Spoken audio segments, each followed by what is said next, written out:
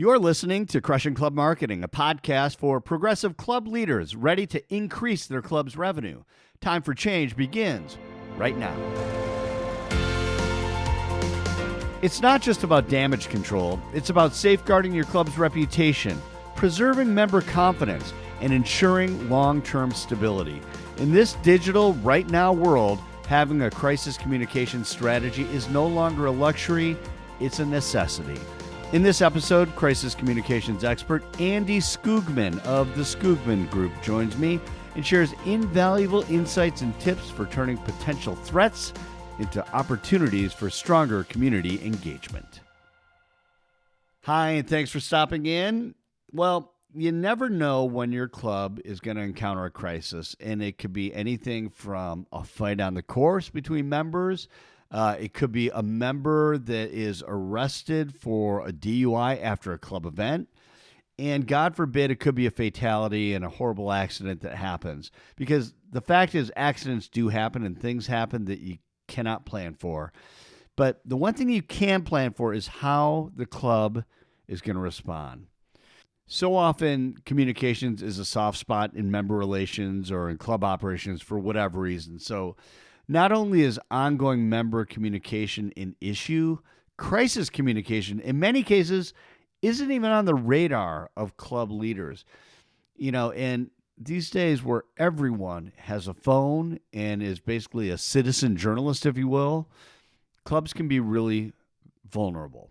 So today, an old friend joins me to talk about crisis communication. Andy Skoogman, who is the founder and owner of the Skoogman Group in Minnesota, is my guest today. And Andy and I were in television news at the same time in the Twin Cities back in the early 2000s, which kind of dates us both. We both left the business around the same time as well to start our own businesses. But over the years, Andy and I have talked a lot about crisis communication, and as well, we've talked a lot about golf, as we're both golfers. But he's going to explain his experience much better than I can. And at the end of this episode, my hope is that you have some nuggets that you can take to your next board meeting to start discussing, if you haven't already started this. So Andy and I caught up recently. He was actually on the road in Boston with his daughter, and I managed to track him down by cell phone. Andy, thanks for joining me today. Ed, absolutely. Nice to talk to you again. And it is, it's so great to catch up. And before we started recording, Andy and I were just recapping and getting caught up. It's been several years it's been several years since I've actually seen you in person, actually. It has been. It's been a long time since we've talked or seen you in person. And seen each other in person for sure. So it's good to see you, Ed. Nice. Yeah, we go back a long way, but for the people that are not familiar with you, which I would imagine is a decent number of people who might listen to this episode, tell the folks a little bit about your background and how you ended up in crisis communications, among other things. Well, my background is obviously similar to yours. Started out as a television journalist. Worked my way around the country, worked in small towns, Duluth, Minnesota, Clarksburg, West Virginia, Lansing, Michigan, made my way back to my hometown of Minneapolis, St. Paul. Spent almost 13 years as a reporter, spent a lot of time covering law enforcement. I was a general assignment reporter. Also, like you, I covered sports too as well, because that's a huge passion of mine. Golf is one of the biggest parts of my life since I was a little kid. So I love sports, covered sports, and I covered general assignment news. But, I always had in the back of my mind, why are these companies, why are these organizations, why are these politicians, why are they talking the way they are? Why are they saying this and that? And I always looked at it a little bit different, I thought. So in 2004, a long time ago, almost 20 plus years ago, I got out of the TV business and started working, really doing media training with law enforcement, with military leaders headed to Iraq, Afghanistan, and Kosovo back in the mid 2000s when things were certainly things were heated up. We were at war, and I helped general officers that were headed off overseas to just how do they work with the media? What do you say to them? When do you say it? Just so that their stories could be told. I parlayed that into working in law enforcement. I was a spokesperson for a major city police department. I was also I ran a statewide law enforcement organization in the state of Minnesota for 8-9 years, where I did a lot of work with, in the law enforcement industry. If we know anything and see anything, certainly law enforcement is often in the midst of a crisis, and they haven't historically done a very good job at communicating their side of the story. So most recently, I've spent a lot of time with the Minneapolis Police Department, and Minneapolis is of course, the epicenter of law enforcement reform ever since George Floyd was murdered in 2020. And we're 5 years after that. And so I'm really I believe, Ed, like you, I'm a storyteller at heart. And it doesn't matter if I'm telling stories as a reporter or if I'm helping organizations try and get the accurate story out, because you and I know very well that the media only tells a very small portion of a story. They don't have the time. Yeah. They don't have the format to tell a lengthy story. So it's really about how do you frame this? How do you communicate so that your side of the story is really positioned in the best way possible? So that's kind of in a long nutshell. That's been my career. Yeah, it's interesting just listening to you and the time thing, actually. So Andy and I both got out of the TV business at fairly similar times. You were 04, I was 05, early 05. And we had conversations early on about, I always wanted to try to figure out a way to work together, and you were going one way and I was going another, but we were both doing some media relations work at the time. But anyway, I digress. But let's just talk, and you're also a private club member. I mean, pretty much a lifelong private club member. Your father was a private club member. You grew up in that environment, and you've been a member of private clubs as well. Yeah, so I mentioned earlier that golf has been a huge part of my life. Like so many people, it was such a big connection between my dad and I. My dad passed away in 2000 when I was just about 30 years old. But I had spent, since I was probably 8 years old till 28, 29, golfing with him as much as I possibly could. We played public courses for many years, but he was also a member of Minnesota Valley Country Club, which is just in Bloomington, Minnesota, a suburb of Minneapolis, a really nice old school club. And I just remember how he just loved to be out there. He just loved to just hang out, right? I mean, that's such a big part of being a private club member. And then, I got married, had some kids, but I really wanted to continue. I joined Midland Hills Country Club just in St. Paul, Minneapolis, in 2009. I wanted to join a club because I wanted my kids to have an opportunity to learn the game and have the same experience I did. So Right. Yeah, I've been a member since 2009. I switched clubs a few years back just because I have 4 children, Ed, and they, as you know, they take up a lot of your time. It's hard to get out there and golf, And your money. I'm still a member. Yeah, and your money, for sure. And but I'm still a member of. I'm now a member of Forest Hills Country Club, which is outside of Minneapolis too, as well. And it's just been a great. And my oldest daughter is a hockey player, but she also plays golf in high school. So it's always great to bring them out there, let them drive the cart around, and and have fun. That's right. So yeah, it's been a huge part of my life for sure. Yeah, that's awesome. So let's kind of blend the two worlds on the crisis stuff and clubs. And you think about, I guess, crisis communication in general. What do you think the biggest misconception that leaders have about crisis and crisis communications? And if we can kind of even dovetail that around like private clubs, because, we've been around those environments and seen different things through the years as well. But what are the biggest misconceptions leaders have? Yeah, I think there's there's a number of misconceptions. There's so many of them, but I would say the top three kind of fall into these categories. I think number one is it's not going to happen to me. It's not going to happen to us. I'm a board member at a country club. This is not my job. How much do I really need to be concerned about it? Or I'm a general manager at a country club, and my board is made up of individuals who are volunteers, and they don't have time to think about this. And it's not really going to happen to me because this happens to big corporations. It happens to, brands like McDonald's and E. coli. But the truth is a crisis can happen to any organization, any individual, any entity, and we've seen it. We've seen it over and over. So I think that's number one, and I think that's important to have in the back of your mind as a leader in whatever role you are, is that it could happen. Number two, I think a lot of people think the lawyers and the public relations folks will handle it. We'll send out a press release and it'll be over because we've already done that. We did a press release yesterday. Why do we have to comment again?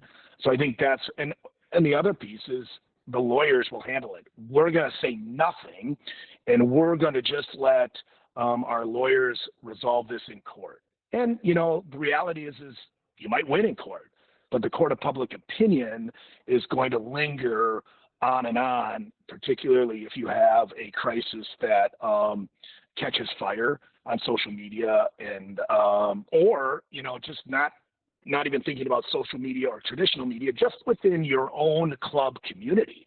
That is very important, because I think when we think about crisis communications, we think about, you're going to be on NBC Nightly News, you're going to be on the Today Show, you're going to be in the media. The reality is a crisis within a community, bad news, rumors, those are all very important too. So I would say that's number two. And then the last one, I think, is that you can't plan for it. We can't plan for a crisis. We don't know what's going to happen. But the truth is you can plan for it, you should plan for it, and you better plan for it. And that really just starts with having a conversation. Do we have a communications plan? What happens if X occurs? Who's going to do what? How are we going to make sure everyone's informed? So again, I would say not going to happen to me. Lawyers and PR people will handle it, and you can't plan for it. I would say those are the three biggest misconceptions around crisis communications. It's so interesting that you mentioned that. Number two, especially with lawyers, because, hey, country clubs have a lot of lawyers that are members that are there, and it's there must be this feeling of like, well, we'll be fine because we have attorneys who will take care of it. But you bring up the point of the court of public opinion, which is really why I wanted to, have this topic today, because it is how you are seen by people in your community, by people who are at other clubs, and that reputation does stay with you for so long. And I just want to as the intro, given the nature of private clubs and how they operate and the different types, in your opinion, what do you think would constitute as a crisis? Well, I mean, it could be a variety of things. It could be something. The Minneapolis Golf Club many years back had a tragic event occur where they had a young girl get injured swimming in their pool. She ultimately ended up passing away as a result of her injuries. That is a crisis of epic proportions. So that's one type of crisis. That is the media crisis. That is obviously, no matter where you are, what type of organization you have, that is, it can't get any more difficult, more challenging than that. But I think you can also have a crisis where you have a member who is overserved at your bar or at a member guest day, and they're out on the course and they're enjoying themselves, having a great time. No one's really keeping track of how much they're drinking. They get in their car, they drive away, and they maybe they get in an accident and they hurt or injure or kill someone. And then it comes back to the club itself. So that is a reality that can occur. That is something that's very possible. And then you could have something, where you might, again, I'll go back to what I said earlier, where you might have some member to member arguing that turns into a fight, it doesn't ever reach the media. It doesn't reach social media, but it certainly becomes an issue within the club and might divide the club, might result in club members saying, I'm gonna move on and I'm gonna go to a different club. So there's just all sorts of different potential crises that could occur. And I don't want to be, my wife often would say that I'm a pessimist, but I'm just trying to be realistic about, and really just think about it. I remember years ago, you and I, like you said, we tried to work together on a number of different projects, but we worked with a small, kind of a locally owned bike shop in Minneapolis, and we really wanted to do an audit with them about here's all the events that you're holding, what could go wrong, and just so you're aware of it, kind of risk management. It's a lot of risk management, but what happens I think is there's risk management, and the lawyers are the ones running it, and they're like, well, your risk would be you have to pay X amount. Oh, okay, thank you. What we're saying is, what's the risk involved in holding this event? What could happen publicly? How are you vulnerable, and things like that. So I think there's just a lot of different things to think about. Without getting to the sky is falling all the time. But I just think it's important from a risk management standpoint to look at it through a public relations lens. Yeah, and I mean, to that point, though, in this day and age of digital media and God, I just realized how old I just sounded then, but a lot of our references go back to like traditional media, traditional news media. But, in those days, 20 years ago, 25 years ago or whatever, I mean, it might have to be a fairly big event to be covered. Like, hey, if, Mr. Jones was having an affair with Mrs. Smith, the news isn't going to cover that. But in today's social media, I mean, people have the ability to make things pretty big, pretty fast, even if it's really not that significant. So I guess, right. In that spirit, it's like now you're managing things that really aren't even very big, but can be damaging to your reputation. Yeah. Everybody is their own news outlet now, right? I mean, this is where it becomes a little bit, it's a huge challenge. You are spot on. The media, traditional media, is only going to cover certain things. There's a list of priorities they have each day. They don't have time for it. However, now we have our phones. I just took a video of a fight that occurred at our member guest event, and somebody said something that was racially motivated or charged. Maybe there was some homophobic language that was used. It's out there in social media, on video. Your club is connected to it. Even if the traditional media doesn't cover it, it still becomes a crisis within your club community. And how do you address that? And I think that's where the planning comes into place. What are we going to do? How will we communicate in the event we need to share our side of the story? And, that will differ depending on what type of crisis you have, what it looks like. But again, I just think having the conversations, having just some risk management, and having a plan, just a simple plan. Who's the point person going to be? Is it going to be the club president who doesn't want anything to do with communication, or he or she may not be a very good communicator? Will it be the general manager? Who will the point person be? I just think it's important for clubs to have these types of conversations. Can we just talk through that a little bit? And I know this is, I'm going to ask you for your opinion on this, because I think it's an interesting conversation that, and different clubs may have different protocol, or it maybe even sometimes who the clubs think should be the spokesperson for the club. Is it important that a club, if they're going to start saying, okay, well, part of our planning, we're going to figure out who our spokesperson is going to be. Does it have to be the president? Should it be the president? Should it be the general manager? Like, who should be that person if there was, something catastrophic for sure that happens? Who should be that person to make the statement? Yeah.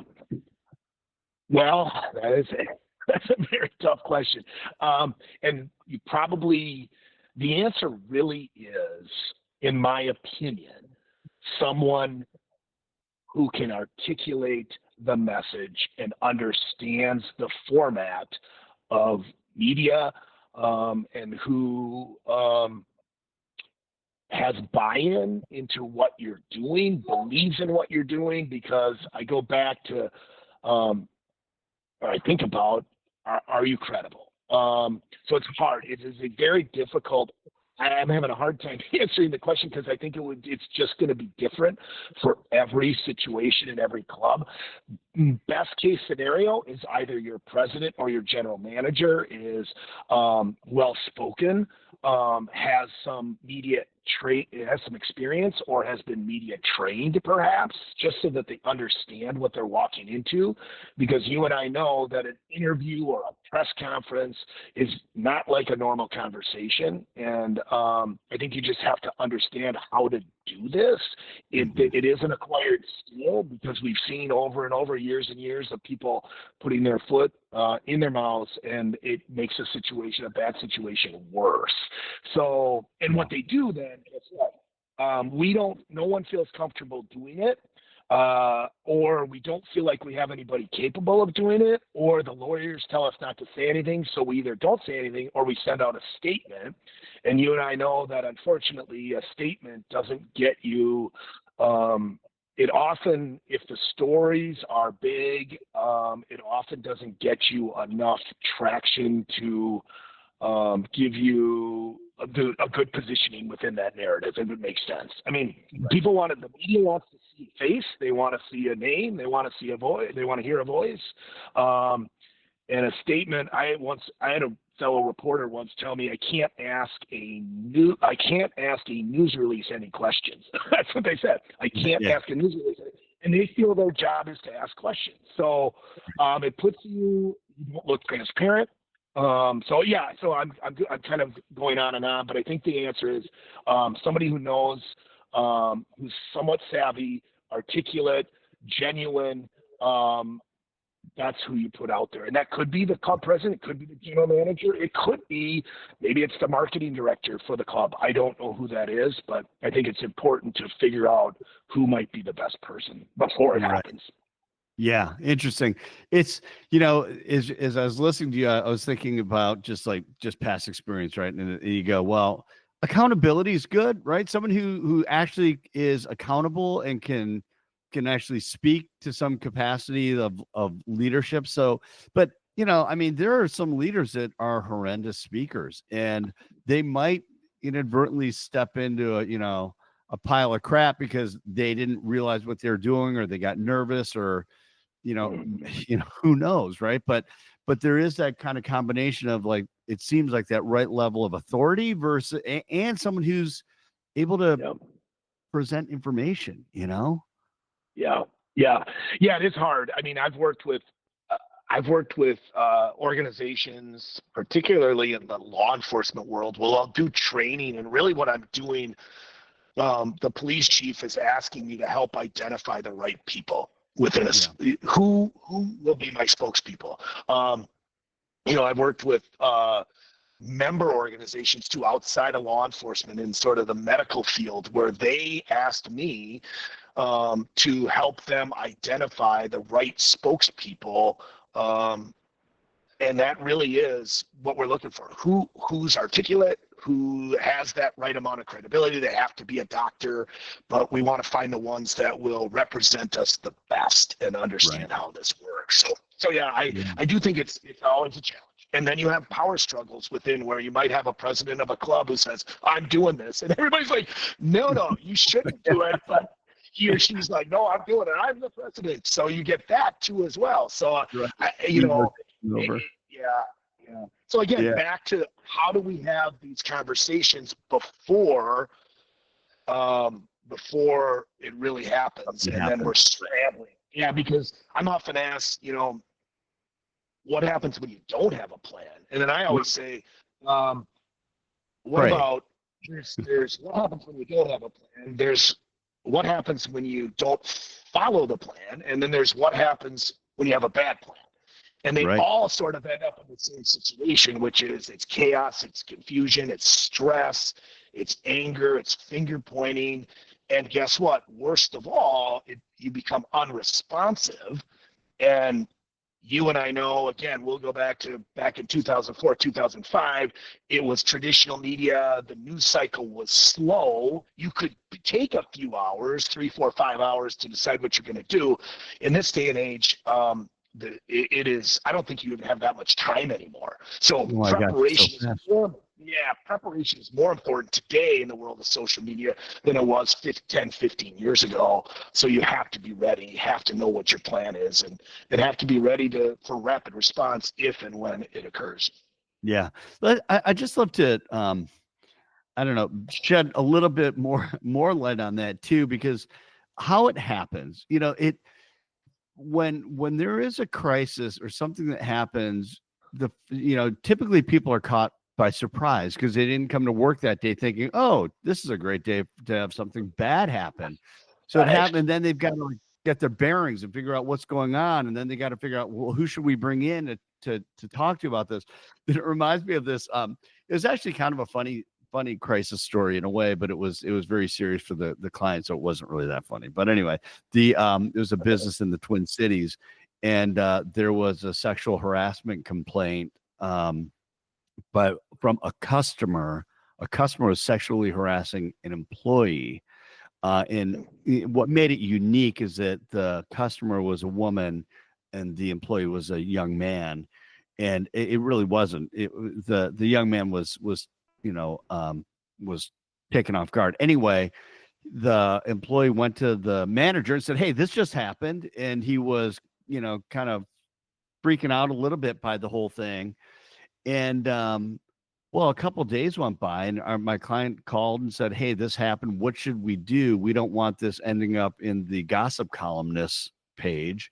And I mean, this is like back in the early 2000s, and it was, well, sure enough, by Friday morning, or whatever day Cheryl Johnson's column ran, it ended up in her column. And my point is that when in this day and age where information spreads so much faster, you don't really have a lot of time to start and figure out to invent your crisis game plan in that moment, because then the story owns you and you don't own the story.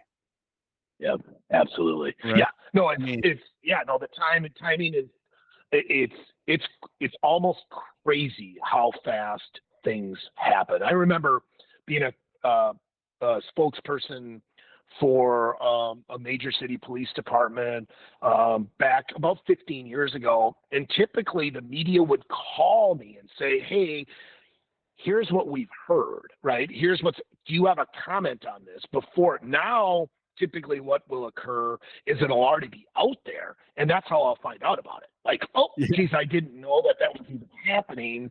And so it is unbelievable the speed in which these things can take off. And again, I'll just reiterate again, you have to be ready for, and nobody is. There's never a good, right? I mean, it's never a good time.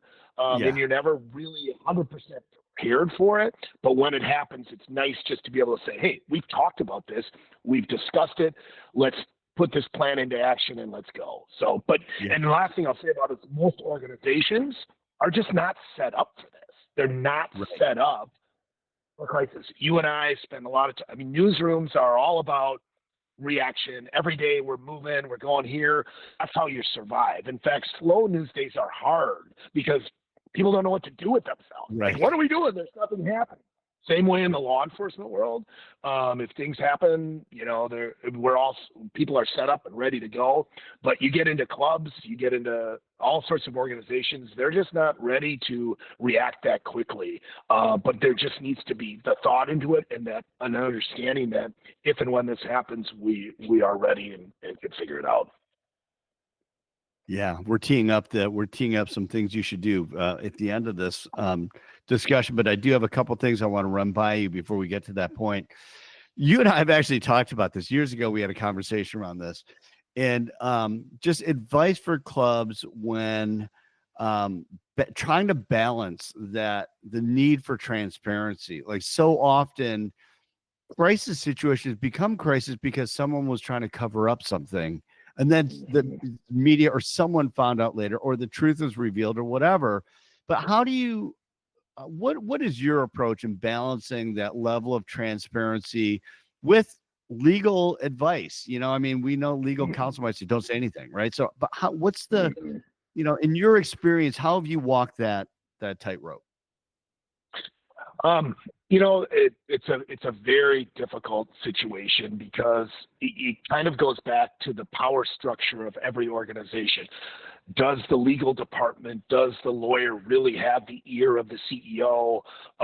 Do they rely on him or her to guide them, lead them?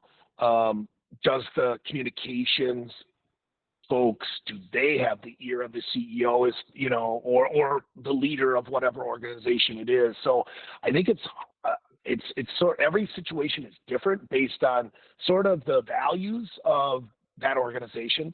Maybe we're just a very open and transparent organization in general, or maybe we're not, and maybe we never have been, and that could be from a club standpoint too. So I think that's part one of it. Part two is really truly trying to have some credibility and some understanding of the cover up is worse than the story. It's always been that. If you look in history, I mean, if you look all the way back to Richard Nixon and Watergate, right? I mean, the cover up was worse than the crime itself. So right. I just think that's very important to remember that it's probably better. It's always better in the media, in my opinion, to swallow a very unsavory sandwich whole than it is to eat it in pieces. That's all I will say. I mean, truly, and I talk about that a lot, is that because as well as I do that anything that lingers for days and weeks and resurfaces is a really bad story. Whereas in crisis communications, it's really about containing a story and killing a story. And how do you do that? You contain it by giving everything everything we have, all the bad news at once, and swallow that sandwich whole, as opposed to eating it in pieces over weeks, because the trickle effect is really going to hurt. So my advice is always my advice is always, let's eat that up so it's full. So yeah, the old other word, but eat. If you have to eat a poop sandwich, don't nibble. Yes, that's right. Exactly. I didn't know what I could say in your podcast, Ed. So I just wanted to be careful. Yeah, it's rated for the family. But yeah, hey, thanks for that. No, it's so true. All right, so let's just the second question that I wanted to make sure we cover is internal communication. So when things happen, I mean, this kind of goes back to the transparency. If you've got 500, 1,000, 1,500 members, whatever that is, you're not going to put a gag order on all your members, right? But if something happened that's very sensitive, what is, again, your opinion, but what is a realistic approach? I mean, how do you try to control the message on that when you might have different people who have different opinions, perspectives? They may have heard something different, seen something. How do you handle that? Because we all know that especially in social media, everyone has the ability to broadcast it themselves. In the media, if the news media gets a hold of a story, they will go after members or witnesses before they go to the spokesperson. Yeah. You're not going to like this answer, I don't think, because it's boring. But I think it really comes back to, what is your relationship from a communication standpoint with your members. If you're the club general manager, you're the club board. I know I have not been 100% pleased with club communications over the years. What the board is doing, why they're doing it, why did they raise dues. If you're that club and you don't communicate on a daily, monthly, I shouldn't say daily, but on a monthly basis, if you don't have some type of ongoing communication, I think that's a problem. Then suddenly you have a crisis. You have bad news spreading. Where's your credibility? I haven't heard from these folks. They raised my dues. They assessed me without really having, giving me any input, giving me any heads up. And now we have a crisis situation. So when I think about your question, it really comes back to how are you communicating on an ongoing basis with your members today? Because I think that goes a long way when you try, and then if something bad happens, you send out a message that says, here's what has occurred. Here's what we're doing about it. Here's what we ask you to not spread misinformation. These are the facts that we have, and you have credibility, and you've built it up over time. My kids go to a private high school. They do a really good job of communicating on a weekly basis through newsletters and videos.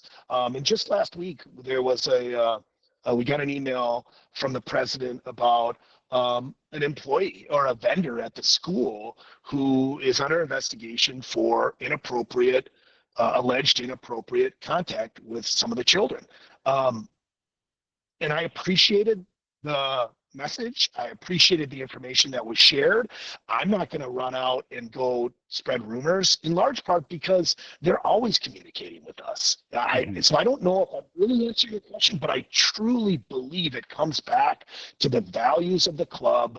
How much do you value communication with your members, knowing that when you talk to them about, we're going to raise your dues and we're going to assess you, people aren't going to like it. But you have to have those conversations. And what people want to do is avoid them. They want to avoid those conversations. And usually, right, we know the structure of these boards. I don't even get paid to be on the board. I'm not going to be the bad guy that goes out and is the spokesperson and the face of a dues increase. I mean, nobody's paying me for this. So this is where this complex board structure, volunteer, general manager. But I really think if the boards and the general managers are doing this right, they are communicating and they are out there saying, here's all the bad news we have. It is a bad news. If I get assessed $8,000 for a new patio, I'm not happy. But if they articulate what else I'm going to get for it, why we're doing it, how we're going to bring in on Friday nights, we're going to have live music out there. And, there's ways to do this. But we have to be open to the criticism, and we have to have people that are, again, willing to do it. You and I, my last kind of anecdote or example is, we're from Minnesota. My kids play hockey. I was the volunteer girls director for the Hockey Association, and we had to cut kids. We had to do all this stuff, and I finally got to the point where I'm like, I'm not getting paid for this. I don't want to be that guy anymore to do this. So, but that's kind of this is where it gets very challenging for clubs and to do. And then you have boards that, right, some people might say, yes, let's communicate this, let's not say that. And then you have paralysis and nothing's done. So long-winded answer to your question, but I really think it starts with having a closer relationship in terms of communication with your members. I think that will go a long way when and if bad news happens. Yeah. So, probably a good starting point for, maybe my last thought is for people who are listening today, what are the things, if you're a general manager, you're listening, or a board member thinking, geez, we don't really have a game plan at all. where did they start? It seems like number one is just you better have a good communication pattern or strategy or relationship with your members through communication today. But what are some of the other things that people should really keep in mind? Yeah, I think it is. I think it's, again, it's not a sexy answer, but it's having that conversation. It is saying, what if some video got out on social media of a fight with members? What do we do? Who's going to take the lead on this? How are we going to inform the board? How are we going to inform our members? What if the media gets involved and starts calling us? Who's going to take those calls? Who's going to approve the messaging that we articulate publicly, internally to our members? I think step one is just having that conversation. Just where are we at? I think two is really looking at maybe you already have maybe the club has a marketing person that has communications experience. What are some of the vulnerabilities that you might have as a club? And I think just making sure that you're aware of that, and then really just putting something down on paper. The last thing I would say is I do think there's value in media training. And trying to help identify a couple of spokespeople that would be available, and then let them know that if something happens and we call you, we need you. Like, we don't need you like in 5 hours. We need you available ASAP. So that could become, so now I'm identifying a spokesperson who is articulate, who understands the format, and is actually responsive and is willing to give me that. I just think just that alone would be very helpful. And then I would say the last piece too is who's going to manage your social media? Like, what if there's social media out there? What are you going to do? And what's the process by which something is going to get posted? Who's going to approve it? And who's actually going to do it? Like, actually, right. Yeah. Like, this all sounds great, but who's going to actually upload the photo, upload the image, the statement, and put it out there? And then monitor it too, to make sure that how are they responding? So there's a lot to it, but I really do believe it just starts with a conversation, but in a serious conversation about it. And even setting aside a portion of a board meeting, 30 minutes to 45 minutes, just to have a conversation about it. And if you want, even hiring somebody like you or having you come in and just talking about it. But yeah, that's my shameless plug for you. Thank you. I was just, what people can't see is I was just shaking my head like, no, not me. Yeah, there are better people than me. But yeah, no, I mean, it's great advice. I mean, it's like, it really is, it's that just in case, because information travels so fast. And then, like we always say, in the absence of information, people will make up their own stories, and it's never good. Yeah, and it's never good. Right. And the thing that the club sometimes, they can be so insular in how they think of stuff, like, well, it's our club, it's our family, our community, that sort of thinking. But those reputations stick with your club for a long, long time. And it can be really damaging, as from a recruiting perspective and even a retention perspective sometimes, especially if members don't feel like you handled it correctly. Right. Well, this is the reality of Google, right? I mean, when we were reporters back in the day, you did a bad story and it would go away. It would literally go away. You wouldn't be able to find it. Now, if you are a club, there's some bad news that happens. Just Google the name of your club and it shows up on the first page of Google search. So it is. It's a whole new world, and it adds an immense amount of challenges, but it also really, I think, sounds the alarm that you need to be more prepared today than ever for a crisis. Yeah. Well, I think that's great advice, and boy, there's a lot. I feel like I know that I could talk about this for a long time, but Andy, thanks so much. I know that you're on the move this week, and really appreciate you taking a few minutes to chat with us and offering your perspective for our listeners. Ed, thanks. Always great to catch up, and thanks for having me on. All right, man.